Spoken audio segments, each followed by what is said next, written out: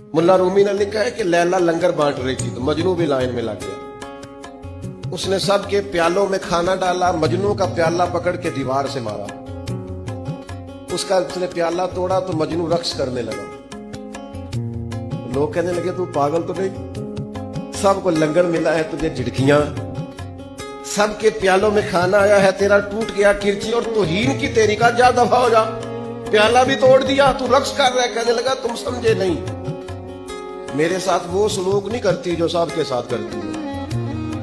मेरे साथ जरा अंदाज निराला है कि जो हमारे साथ जरा सलूक हटके हुआ है ना, किसी ने कहा था कि उल्टी ही चाल चलते हैं दीवान गाने, थोड़ी उल्टी ही चाल चलते हैं दीवान गाने, आंखों को बंद करते हैं पर दीदार के लिए।